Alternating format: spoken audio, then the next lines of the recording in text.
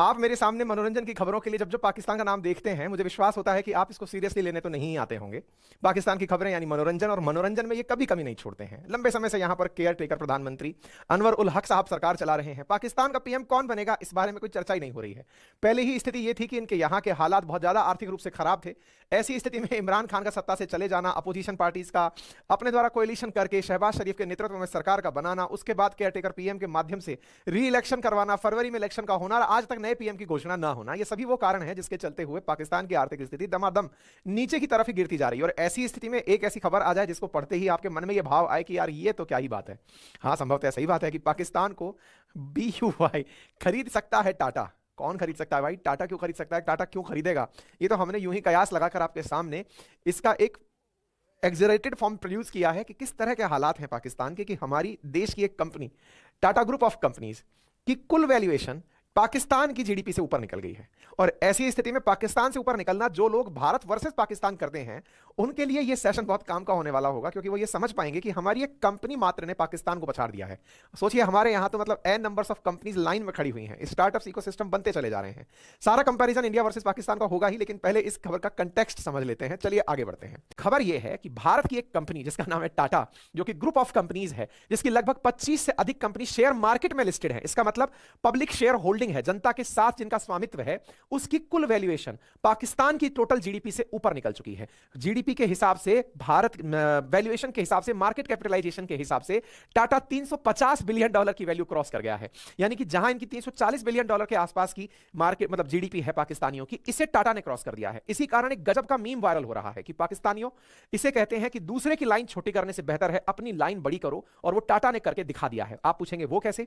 आपको याद होगा वर्ष 2008 में 26/11 का वो हमला, जिसमें पाकिस्तान की तरफ से भेजे गए आतंकियों ने मुंबई में टाटा की होटल ताज पर हमला किया था।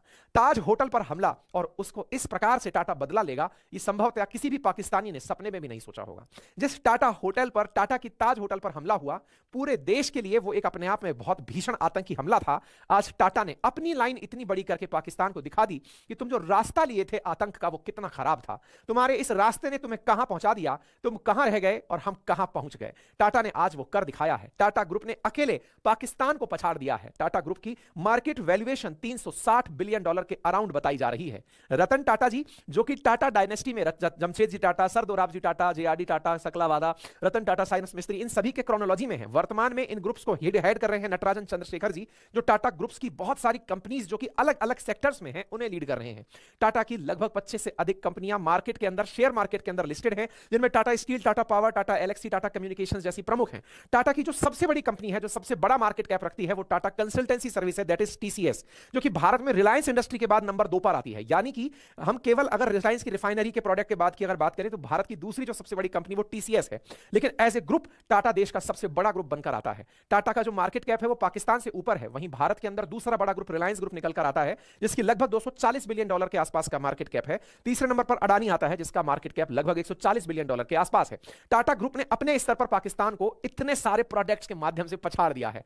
टाटा ने ना केवल देश के अंदर अपने स्तर पर उद्योग धंधे और सर्विसेज दिए, बल्कि शिक्षा के क्षेत्र में भी Tata institute of fundamental research, TIFR, जिसको IIT के समकक्ष और इवन IISc जैसी, इवन ये कहा जाता है कि IISc भी टाटा की ही देन है।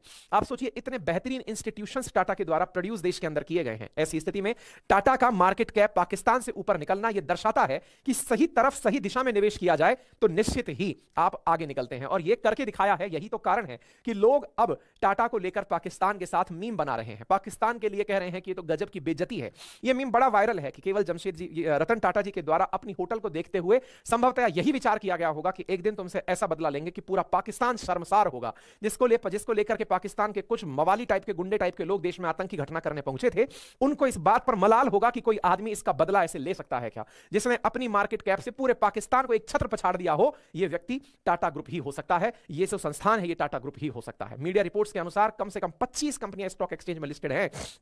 लगभग हर कंपनी पॉजिटिव वृद्धि के साथ चल रही है। टाटा केमिकल्स में ही हालांकि छोटी सी गिरावट देखी गई है, अदरवाइज टाटा की लगभग 25 कंपनियां, जिसमें कि TCS, Tata Steel, Tata Motors, Titan company, Tata chemicals, the Tata power, Indian hotels, Tata consumer, Tata communication, Voltas, Trent, Tata Steel, Tata investment जैसी तमाम कंपनियां लिस्टेड कंपनियां बनकर चल रही हैं। मार्केट कैप के हिसाब से अगर इंडिविजुअल कंपनीज की बात करें, टाटा एज ए होल तो 25 कंपनियों का समूह है जो लिस्टेड है, उसके अलावा भी बहुत सारे प्रोडक्ट हैं। लेकिन भारत के अंदर इंडिविजुअल कंपनीज की बात करें तो रिलायंस इंडस्ट्रीज अपने आप में नंबर 1 पर है। उसके बाद टीसीएस सर्विस, यानी कि टाटा के बहुत सारे ब्रांड्स हैं, उसमें टीसीएस उनका सबसे किफायती ब्रांड है। टीसीएस भी देश का दूसरा सबसे बड़ा ब्रांड है, आप इस तरह से अंदाजा लगा सकते हैं, ठीक है ना।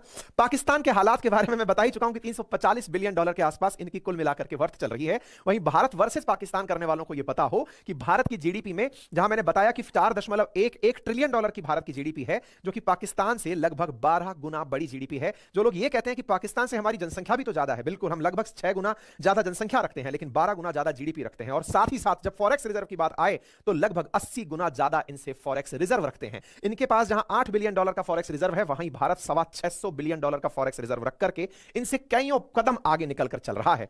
ऐसी स्थिति में पाकिस्तान की ये जो अनस्टेबिलिटी है, जिसको लेकर के वहां के लोग काफी ज्यादा इस बात पर चर्चा कर रहे हैं कि पाकिस्तान में सरकारें चुनी गई थी इसलिए कि इनकी इकोनॉमिक स्टेबिलिटी को लाया जाएगा, अनस्टेबिलिटी को दूर किया जाएगा। ऐसी स्थिति में पाकिस्तान एक फेलियर नेशन की तरफ आगे बढ़ रहा है। तभी तो पाकिस्तान के एक थिंक टैंक जिसका नाम है तबाद लैब, उसने हाल ही में एक तबाद लैब करके एक इनका इंस्टीट्यूशन है, थिंक टैंक है, जिसने पाकिस्तान की अर्थव्यवस्था के ऊपर चिंता जाहिर करते हुए कहा है कि पाकिस्तान का डेट इस समय अनसस्टेनेबल स्थिति में जा चुका है। इनका कर्जा अब इसे आप सोच नहीं सकते कि आगे भी इसे मतलब ले जाया जाएगा। इसके लिए आवश्यकता है कि तत्काल प्रभाव से इसके ऊपर कार्रवाई की जाए, तत्काल प्रभाव से इसके ऊपर एक्शन लिया जाए, क्योंकि इनका कर्ज संकट बहुत ही खराब स्थिति की तरफ बढ़ रहा है। इसका मतलब पाकिस्तान की निरंतर बिगड़ती हालात को, वहां की राजनीतिक अस्थिरता के कारण जो निरंतर आगे की तरफ बिगड़ता जा रहा है, उसे तत्काल प्रभाव से सुधारने की आवश्यकता है।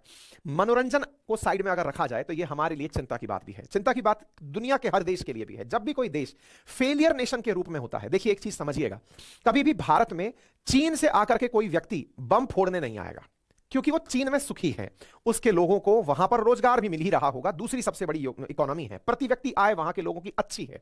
भले ही हम चीन के साथ में बॉर्डर इश्यूज रखते हो, भले ही चीन के साथ में हमारी नहीं बनती हो, हम एक दूसरे के साथ में एकदम कट्टर दुश्मन हो, लेकिन दुश्मनी भी किसी अच्छे व्यक्ति के साथ होती है तो आपको ग्रोथ करने का मोटिवेशन मिलता है। वहीं पाकिस्तान के साथ अगर हम बात करें, चूंकि चीन हमसे बड़ी इकोनॉमी है, वहां की प्रति व्यक्ति आय हमसे ऊपर है, उनके यहां का डेवलपमेंट इंडेक्स हमसे अच्छा है, ऐसी स्थिति में वहां पर किसी भी प्रकार से तरक्की होना हमारे लिए सकारात्मक है, क्योंकि हमें उनसे एक रेफरेंस मिलता है कि हमें आगे बढ़ना है। लेकिन पाकिस्तान को, जो ऑलरेडी गड्ढे में गिर चुका है, उससे कोई कंपटीशन हमें नहीं मिल रहा है, और केवल मनोरंजन। इसलिए कहा जाता है कि जब आपको अत्यधिक गर्व होने लगे तो चीन को देख लिया करें, क्योंकि हमारा एक पड़ोसी चीन भी है, और जब आपको अत्यधिक निराशा होने लगे तो पाकिस्तान को देख लिया करें, क्योंकि एक पड़ोसी पाकिस्तान भी है। आप में से कुछ लोग कह सकते हैं कि ये दो देश हैं जो एक ही समय पर बने थे। ऐसी स्थिति में पाकिस्तान को देखना हमें बहुत ज्यादा पॉजिटिवली मोटिवेट करता है। तो मैं आपको यहां तथ्यात्मक जानकारी ऐड करते हुए कहना चाहूंगा कि चीन तो हमारे बाद बना था, आजाद हुआ था। ऐसी स्थिति में हमारे बाद भी वो इतना तेजी से आगे निकला, आपको जानकर आश्चर्य होगा, शुरुआती 40-50 साल तक चीन भारत से पीछे रहने वाली इकोनॉमी हुआ करता था, लेकिन उन्होंने अपने यहां पर जो संस्थागत विकास किए, अपने यहां पर जिस प्रकार के चेंजेस किए, जिस प्रकार से उन्होंने मेक इन चाइना को बल दिया, चाइनीज माल का आपने खूब मजाक बनाया कि चाइना वालों का माल टिकता नहीं है, लेकिन आज चीन ने अपने यहां पर अपने लोगों को रोजगार देकर, अपने क्षेत्र में निर्माण कार्यों को कराकर, लोगों के लिए एक मैन्युफैक्चरिंग हब बनकर दुनिया में दूसरी सबसे बड़ी अर्थव्यवस्था बनने का खिताब प्राप्त किया है। और जल्दी ही जब भारत तीसरी सबसे बड़ी अर्थव्यवस्था बनने का ख्वाब देख रहा होगा, उस समय पर चीन नंबर 1 की अर्थव्यवस्था की तरफ आंखें गड़ाए बैठा होगा।